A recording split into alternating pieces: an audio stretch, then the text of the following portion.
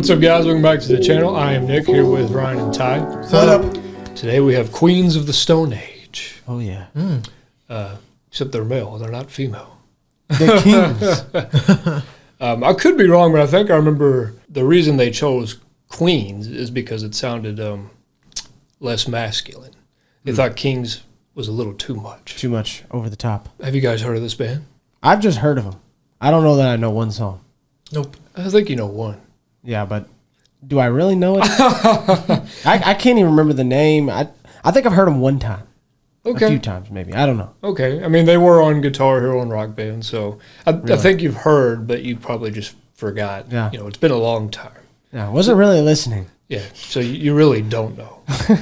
And Ryan, we really know No. that he doesn't know. Queens of the Stone Age is an American rock band formed in 1996 in Palm Desert, California. The band was founded by vocalist and guitarist Josh Homme, who has been the only constant member throughout multiple lineup changes. They were formed after the dissolution of Homme's previous band, Caius. They have made 7 studio albums, and as of now, are not together anymore. So the song we're doing today is No One Knows. This could be their biggest commercial hit. Could be wrong, but I think that's pretty valid. This was the band's first hit song. It reached #1 on the U.S. modern rock charts. Dave Grohl, the former drummer of Nirvana and frontman of the Foo Fighters, he played drums on this song, as well as the entire album. Why? He also toured with the band. I'm not really sure why, but it happened. Grohl became the first person to hold the #1 spot on the modern rock chart as a member of 3 different groups. This song existed before they recorded the album. It sat for a handful of years. This is from their 3rd album, Songs for the Deaf, released in 2002. It's a loose concept album, taking the listener on a drive through the California desert from Los Angeles to Joshua Tree, tuning into radio stations from towns along the way, such as Banning and Chino Hills. And we are going to watch the video. It's really not that different from the studio version. Maybe just a little something at the end, but I really like this video, so we're going to do the video. Deal with it. This is Queens of the Stone Age. No One Knows.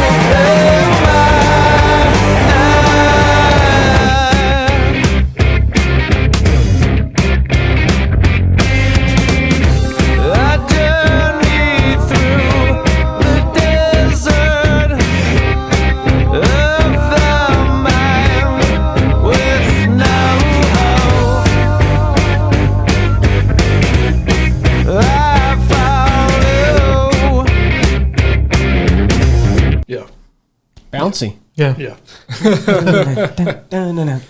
Yeah, this song already won because of that guitar riff. Wham, bam, there's the hook, and now it's stuck in your head. That is so punctual but lively. I mean, you cannot help but love that riff. You know, the way it shifts and the nuances, the bounce, like you said. There is a channel on YouTube that you guys have probably heard of called Rick Beato.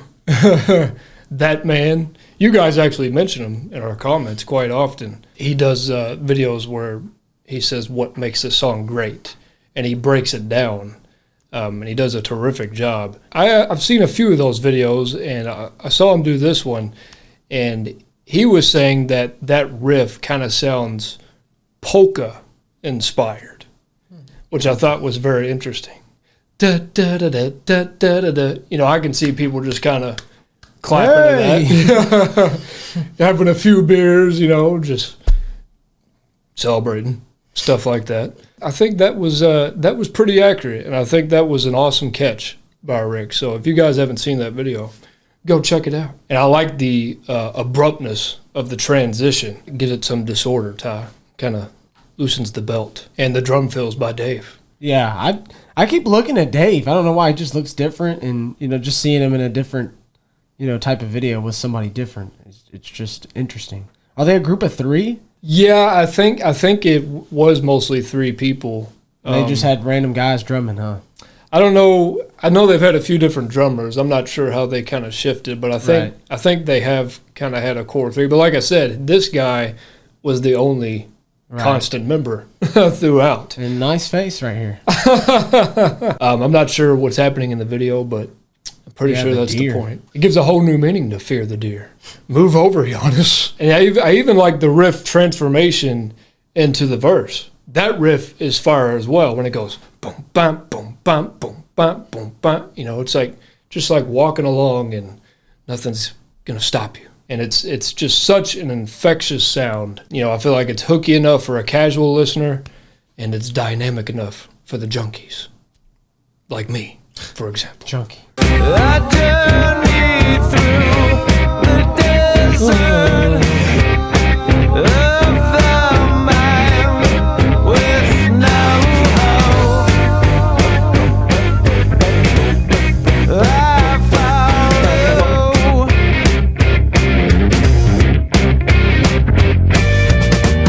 I drift along the ocean.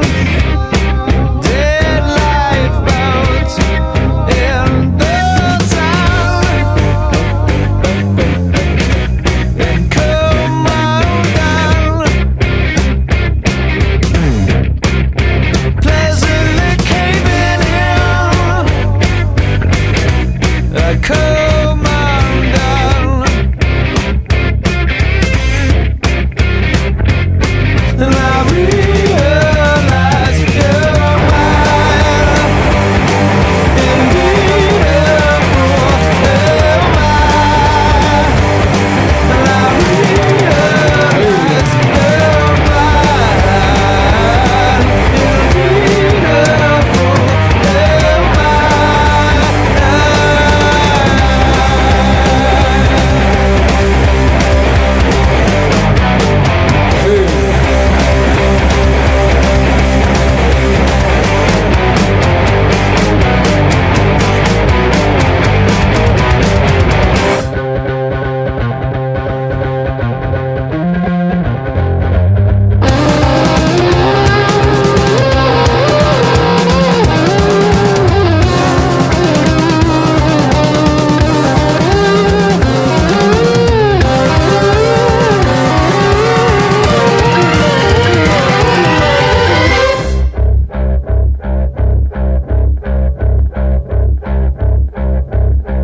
Heaven smiles above me. What a gift here below. But no one knows. Gift that you give to me. No one knows.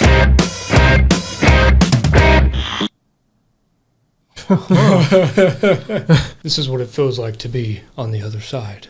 Yeah. Mounted for eternity. If you like this song, good. I'm glad. You have great taste in music. But I'm going to tell you right now, this one is going to get better with every listen. And I think first off, you just have to give it up for the performances. This is a very tight track. Just every step of the way. I mean, it's just kind of flawlessly executed, to be honest with you. I love the odd whispers and the backup vocals and then the kind of screwy type of solo. Sometimes I don't like solos like that, but I think in this case it works. It's enclosed, just like the rest of the song. It just fits the vibe. But yeah, it's really that guitar riff is one of the best riffs of all time. I just think the upfront production, distinct rhythm, it gives this track tons of replay ability. Incredibly sharp track, infectious sound. You just know that this is a big deal when you can walk up to anybody on the street, anybody that knows music, and all you have to do is say da da da da da da da da. That's it, and they know exactly what you're talking about. And I think that speaks for itself. It did get better as the song went on. You know, at first I was like, okay, this is nice. But then it just starts to get better and better. And it's just because that sound is just so I don't know what it is. It's a crisp sound. It's just the bounciness that makes it just better and better as it goes on. It's catchy. It's very catchy. But I do like the song. I am gonna add it to the playlist. So it's a plus for me. Yeah, for me the riff was the best part, just because I like knowing like you said, if you go up to anybody, go dun, dun, dun, dun, dun, like that's the main thing for me is like a catchy song. And then I like his voice. I think he has a good voice, and I like the little. It makes it feel like a weary sound. I like songs like that sometimes. This seems like a very difficult song to sing because he stays in that high register. Yeah, but he's not putting a lot of power behind it though either. He's just like. He's like staying in a certain lane. It's like it's tough to stay in there. It takes a lot, especially with this rhythm. Mm-hmm. Yeah. So I just think all around this is a much tougher song to play than it sounds like on the surface. A lot of people hear this, they're like, "Oh, this is just a cool, catchy song," but it's like, try to play it. Yeah. Go ahead and try. I like the bass too. The bass was nice. Yeah, I like how they gave it a little solo to him right there before they went in. And speaking of no one knows, I'm pretty sure like that's like the lyrics. I think the lyrics have no meaning. I think it's the point of the song is like you're not supposed to know what the hell we're talking about here. And I think the video matches that as well. But I just feel like this is one of those. It just sounds so fresh. I mean, I feel like this could have been released today, Ty, and it could have been a big hit still. Oh yeah, it's just a fact of nature. Like when you create one of the most identifiable melodies in rock history, I mean you're in the history books. I mean it's over right there. So, and I think it's pretty neat because when people mention the best guitar riffs of all time, how many of them come this late? 2002. Like most people talk about like riffs from the 70s, the 80s. 2002 though. Come on, man. I know they said this set a little while, but still. Nice introduction for Queens of the Stone Age. That's it, guys. Don't forget to drop a like, and as always, please tell us your views. Thank you for subscribing and clicking that bell. Peace out.